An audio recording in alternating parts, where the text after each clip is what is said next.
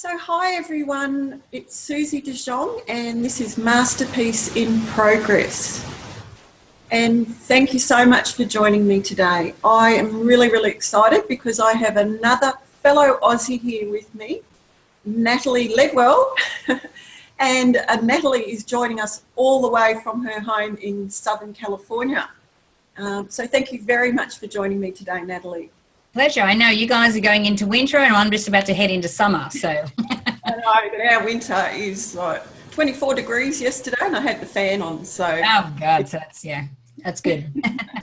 Natalie is known in the personal development world as the law of attraction guru, which is the reason that I asked her to join us today, because in particular, I wanted her to share her wealth of knowledge about the law of attraction and how it can help us all in reshaping our lives and finding our purpose. So, Natalie, I'd like to just share a little bit about your background with our viewers who might not be familiar, if that's okay with you. Absolutely. I've taken this info off your website because I just love the wording so much. Did you write that? Yeah, probably. So, Natalie Ledwell is a risk taker, a non-conformist, a rule breaker and maker who believes nothing is impossible. I just love that. She's also an authentic and an internationally renowned motivational speaker, best-selling author, as I said, law of attraction guru, host of the Inspiration Show and Wake Up TV, and co-founder of the revolutionary personal development company Mind Movements, which is how I came into contact with Natalie. And as I said, she lives in Southern California with her beautiful puppy dog, Bella. So we have something in common because my dog is actually lying on my foot at the moment. Natalie's mission is to empower 10 million adults and kids all over the world to lead lives fulfilled with joy, happiness and passion, the lives that they were destined to live. What a wonderful thing to do. Yeah. Yes, I'm very blessed. For me to get into a state of gratitude is very easy these days, because I still pinch myself every day and go, really, I get to live this life? You know, I mean, I grew up in Orange in New South Wales. I'm one of 8 kids. I'm from a very big country family. So to be living in LA and to be hanging out with the likes of Jack Canfield and Bob Proctor and Lisa Nichols and these guys is just, it blows my mind still. And I appreciate every moment of it. So yeah, it's cool. So when you wake up, describe to me the feeling that you have in the morning when you wake up and realise that this is your life. Well, I live on the marina. I live in Marina Del Rey. So it's actually on a marina in LA. So it's right next to Venice Beach. So when I wake up in the mornings, it's just, I'm always, my first thing that I do, because I have like a lot of practices I do first thing in the day to set up my foundation. And one of them is just go, okay, well, what am I doing today? What am I doing to move closer to my goals? What am I working on? What am I focusing on? And I've got a lot of different projects happening at the moment. I'm, writing my new book. I have a new TV show in the works as well. And of course, my movies, we have our company and then of course servicing all of our members. So, so every time I think about what I need to do for the day, it's always something that really, expands my heart, really makes my heart sing.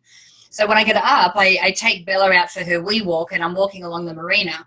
And I still, it's like, like I say, coming from a country town in Australia to living here and living this life. And it wasn't like anything was given to me or anything like that. I did work hard to get here, but it wasn't just the working hard. And it wasn't until we combined law of attraction and that hard work that we actually started to have like quantum leaps in our life and in our business. But I get to walk along there in the sun and it's just, And like I say, I don't think I'm lucky, because I know I purposely did things to get myself to this point. But it does prove to me every single day that the impossible is possible. Like, there is nothing that we cannot achieve if we know how to apply the right steps or apply law of attraction in a certain way so that we can really influence the outcomes that we have in our life. So yeah, it's just, you know, and I also have a really nice car over here, which, you know, in Australia will cost 250 grand, but here in the US it only costs 80. So it's you know, easier for me to afford, and it's a convertible. So when I'm driving up, you know, the PCH here on the coast road and with the roof down, I'm often crying with gratitude, because it's just like, this gets to be my life. So, but as you said, you've purposely set out to work to get those things, and so it is all about getting in the right mindset. I just wanted to ask you if you could give me your own definition of law of attraction. yeah, let me give you my scientific explanation. Um, so here's what we know. We know a lot about the brain, and we know a lot about our physiology now. And you know, and of course, if you know a lot about quantum science, you know, you understand that we live in what we call a quantum field. So basically, what happens is that when we can conceive a thought of what it is that we want to create in our life, so we have to think it first. You know, so once we, you know, we can see that this is the kind of wealth we want, this is the relationship we want, this is the body that, or the health that we want, and you can conceive it as a thought, and then when you know, close your eyes, you can actually see yourself already, you know, running, or, you know, in that wealth, and feel what it's like to already be there. You know, when you combine the two of those together, the more repetitively we can see this scenario, what happens is that we're creating these new neural pathways in our brain. So when we see that, our subconscious mind doesn't know the difference between what we see through our eyes and what we see in our mind. So if we're repetitively playing this movie in our mind, and we see this future, we're creating these new neural pathways, which creates thoughts that are in alignment with this future.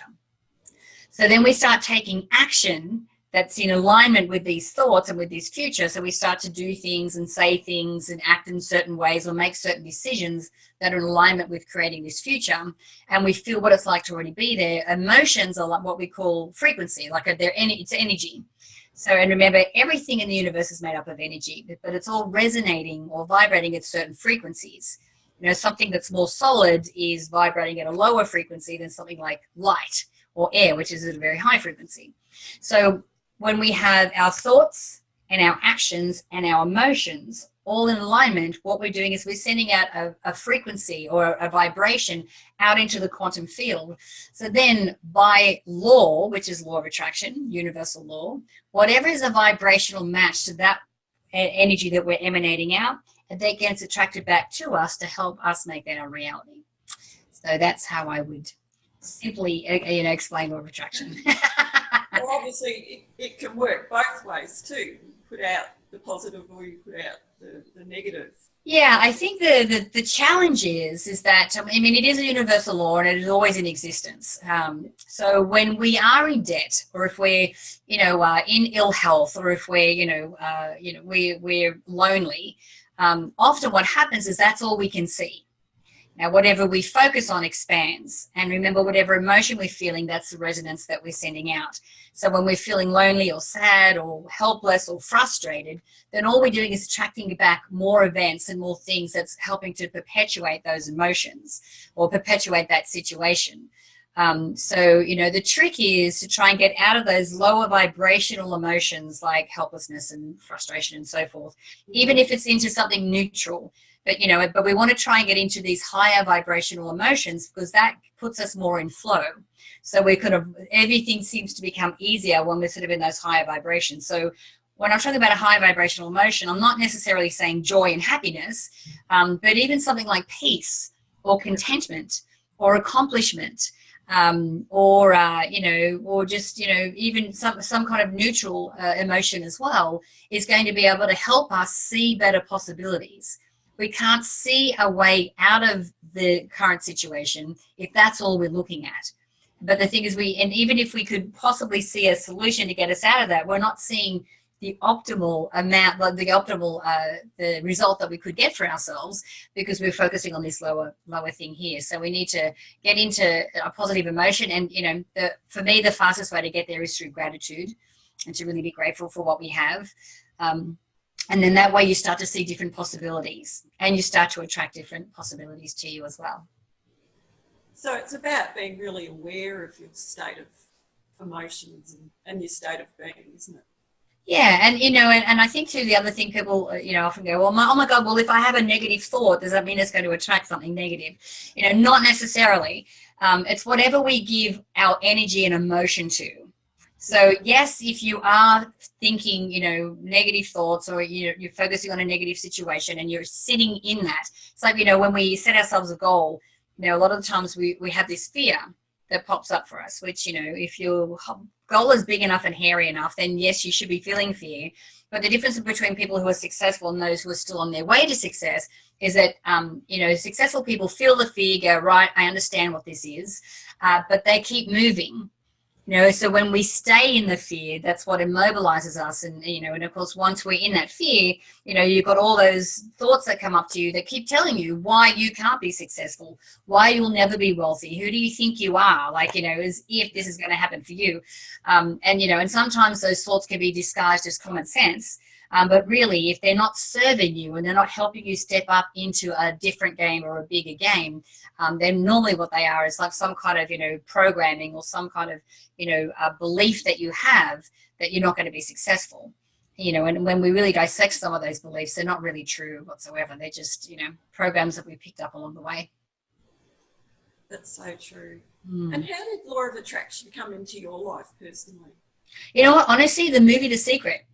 And this is back when the original version came out in 2006. A friend of mine told me that I had to order it online in Australia. And I remember coming in, it was a Saturday afternoon, and Glenn and I sat down and we put in the DVD player, and it was like, oh my goodness, this is the answer we've been looking for. I've done the Tony Robbins, I've walked the hot coals, I've broken the boards, and, done all of those things. And I was, into personal development from the age of 21. But for some reason, we were kind of spinning our wheels. And at the time, Glenn and I had 4 different businesses. So we were working our butts off. So action was not our problem. But it was like our wheels were spinning and the car was up on a jack, but we weren't getting anywhere. And so when we learned, about law of attraction through the movie The Secret, it was like, oh my God, now I get it. Because my big thing was, I wouldn't set myself big goals, because if I didn't know how it was going to happen, or I couldn't see how it was going to happen, I'm like, well, then it's not going to happen. I didn't realize that if you, applied all these principles like, conceiving the thought, visualizing, taking action, and you didn't have to need the whole plan, you just needed to know the next step. That was a revelation for me. And that's what made all the difference, So now this is when I'll be given something crazy. Like a while ago, I was approached by a university in Colombia. I know that sounds very random, because it is, but because I heard about My Movies for Kids. And so they, reached out, and I was talking to this guy, and he's interpreter and the dean of the university. And he asked me to create a curriculum for the schools, for the teachers to teach, to go along with the software. I'm like, sure. I go, so what do you need? And the kids are between 6 and 12. They needed 12 lessons. They wanted homework so they could introduce their parents to the concepts as well. I had a 2.5-week deadline. I'm like, yep, no problem. They wanted me to address bullying and early school dropouts. So I hang up the phone, and I'm just like, oh my God, I have no idea how to do this. First of all, I'm not qualified to do this. I left school when I was 15, and I don't even have kids. I'm like, but sometimes these things come along and you go, I can't say no to this. I mean, there's a reason why I'm on a phone call with the dean of a university in Colombia, and I have to say yes to this. So, I did what I would normally do. I sat down, I went into my visualization. I could see the kids in the classroom. I could see myself talking to the teachers, and I was crying, and it's made such a big difference. And so when I get out of that visualization, it's like, okay, now what's my next step? Yeah. So then I call my friend who's a teacher and go, is there some like universal way that these lessons are laid out? So she sent me an outline. And then I, call my copywriter and go, dude, you got to help me. I said, this is what I need. These are the lessons I want. Just flesh it out with words, and it'll be easier for me to edit your words because I'm on a time crunch. He said, I can do that. He said, but I have a secret weapon. I'm like, what is that? He goes, well, my wife is a teacher, and she specializes in early age curriculum. I'm like, of course she does, because that's what I need to be able to complete this. And this is what we're talking about when it comes to law of attraction. Like, I had to say yes. I didn't know how it was going to happen. I really didn't believe I could do it, but I'm like, I have to just keep moving forward. And then something serendipitous like that happens. And this guy had been working with us for a year. I had no idea that's what his wife did for a living. So, you know, when you're applying law of attraction, this is kind of how it manifests for you. That's amazing. And I just love the thought that there's educators conscious enough to realise how beneficial that is for children at such an early age. I mean, what a gift to be able to do that. Well, it's becoming more and more prevalent, and the other very serendipitous part that's happened with this is that, you know, I have, of course, we're trying to get it taught around the world, and I through again a random series of events that I could never plan for in a million years, got connected to a school in Australia who would it looks like they're going to be the first school to be able to teach the program. It happens to be my primary school in Orange that me and my 7 siblings went to, and I'm just like, how can you, like really? This is insane. You couldn't make that up, could you?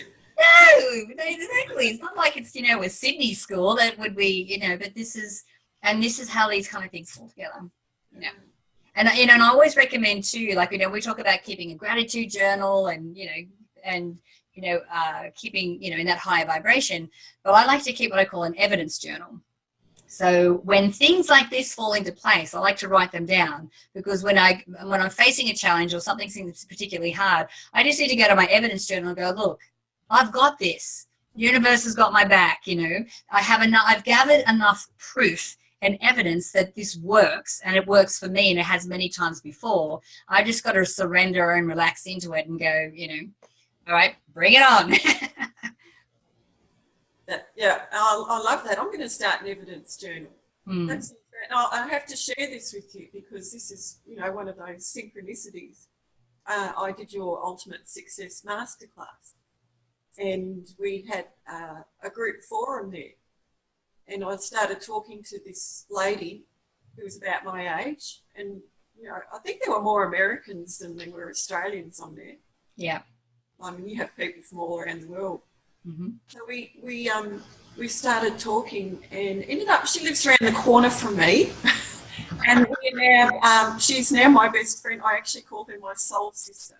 So I had to share that with you because that just goes to show it's just, you know, 6 degrees of separation, and there's so many little synchronicities that happen.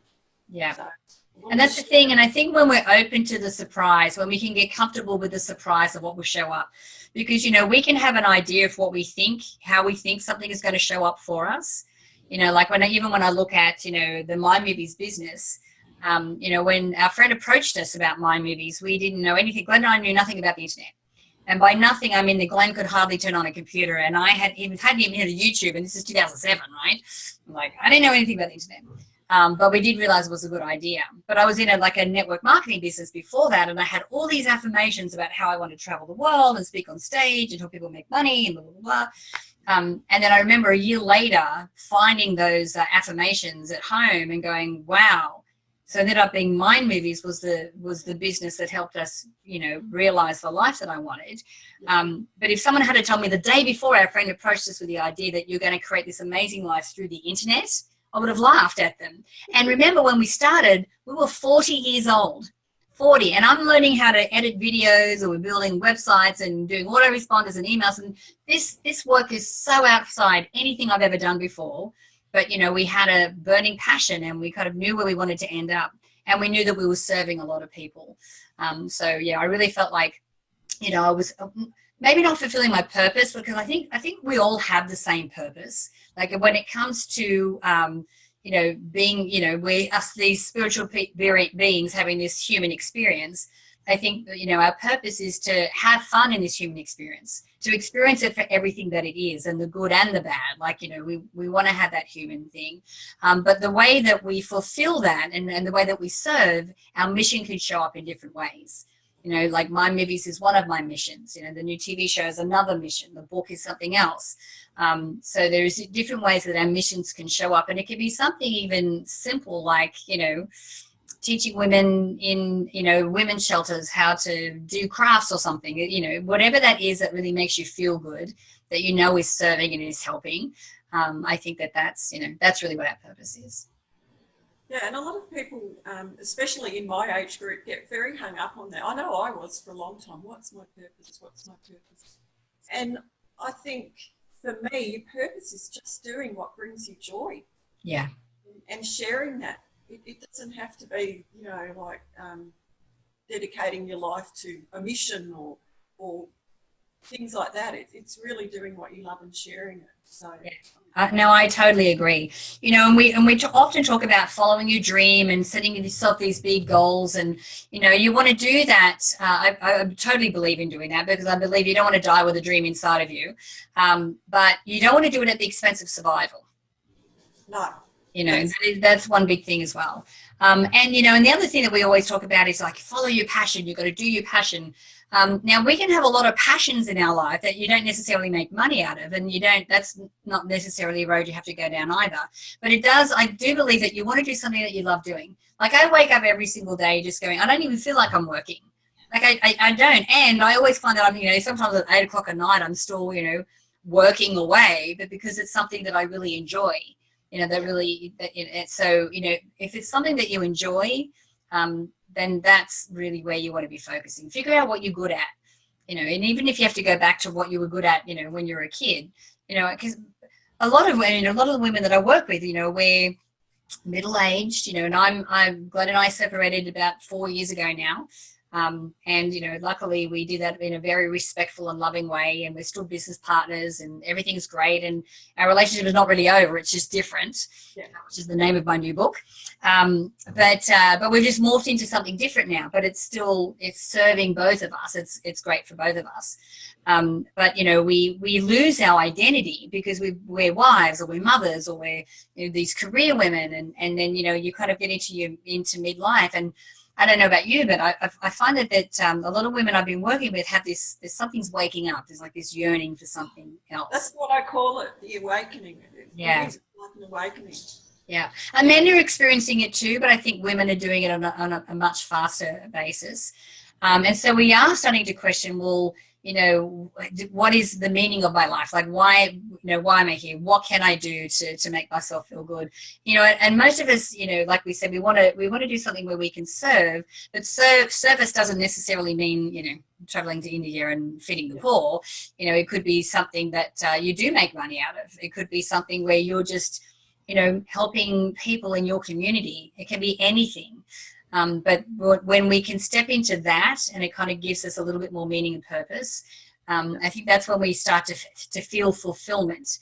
And I think too, for me, I felt like I'd lost contact with my soul. I didn't have this, you know, I meditate every day, so I can have that connection to, you know, the essence of who I really am, because I kind of lost my identity there for a while, but I'm back, baby.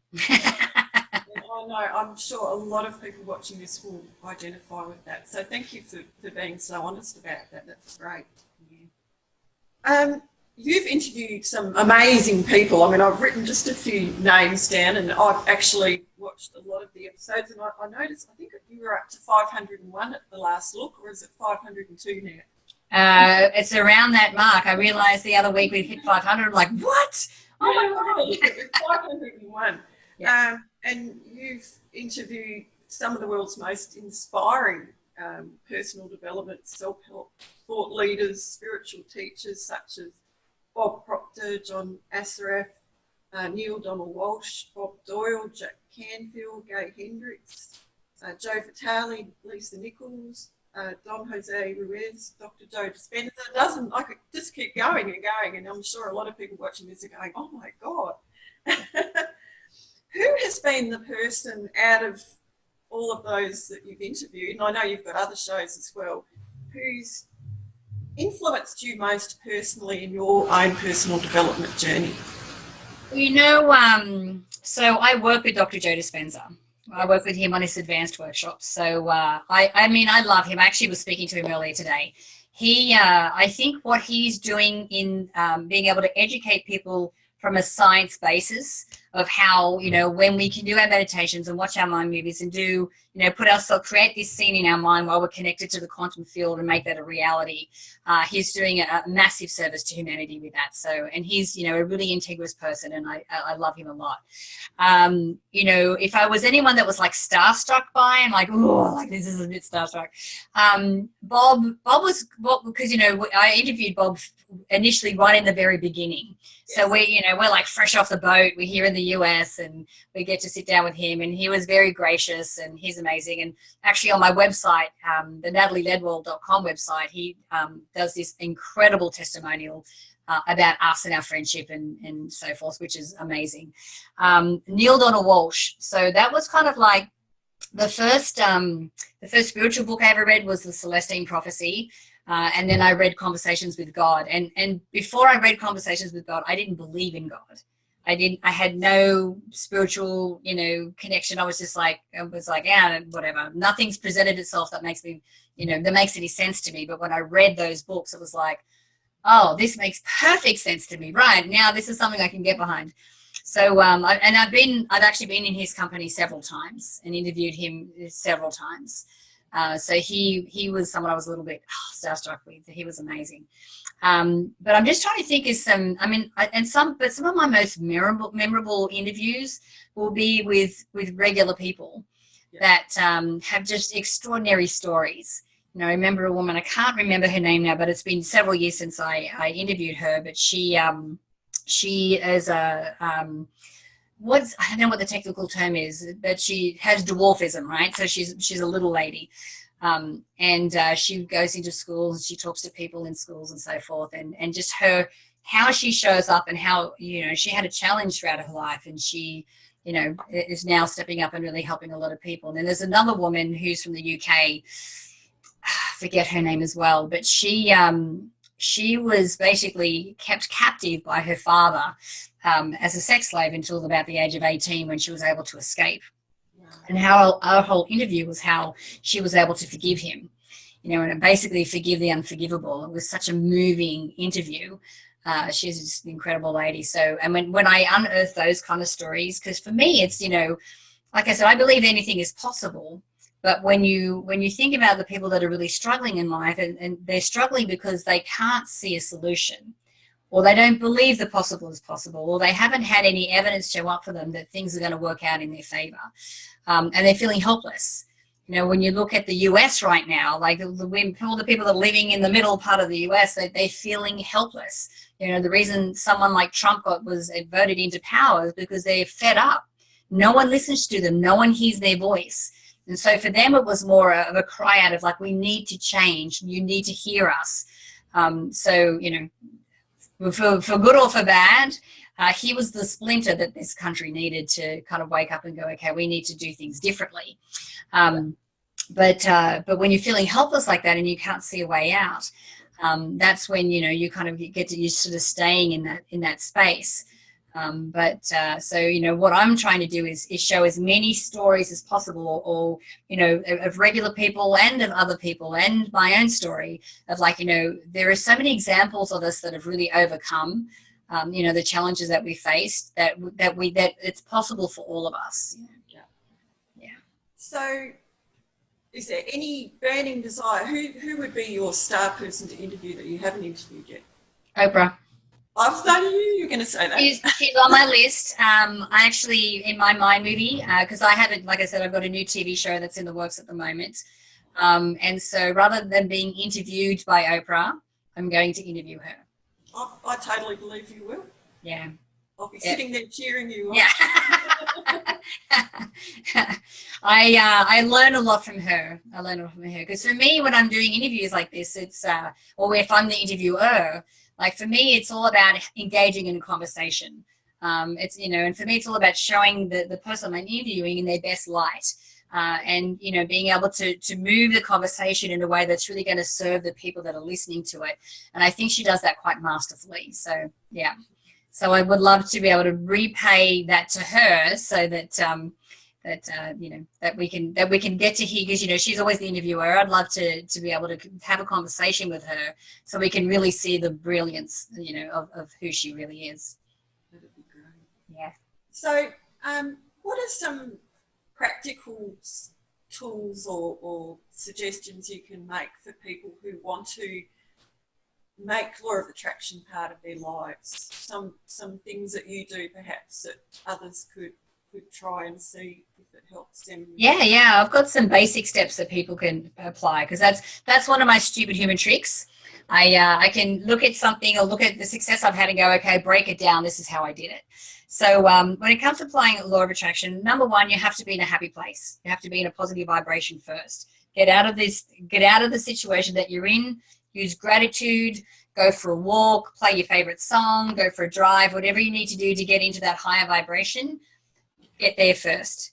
Then you want to set yourself an intention. You've got to make a commitment to yourself. You want to make a commitment to yourself that you want to change this part of your life.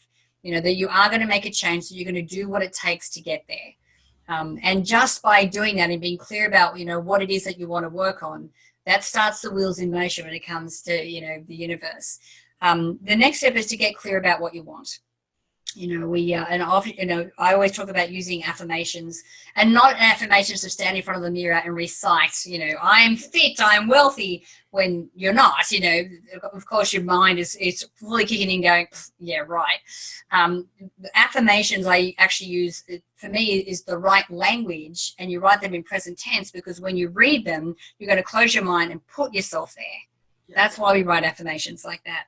So you want to write out, what it is that you want, what life is going to look like once you get there, because that's what you'll be visualizing.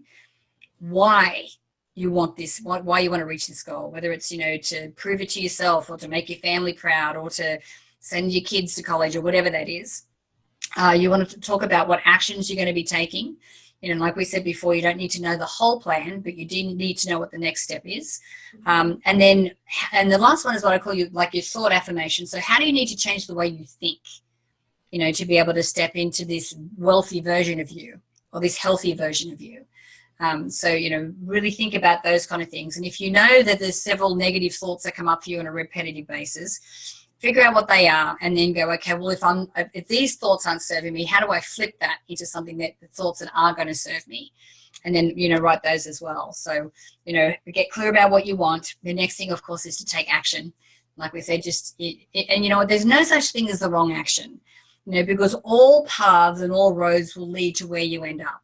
And you may decide to take action down one certain, path. That might not be the path you end up on, but that's going to lead you to the path that you end up on.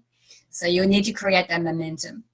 So you're taking action. And then the last one is just really, stay open to the opportunities. Don't get married to how you think it's going to happen.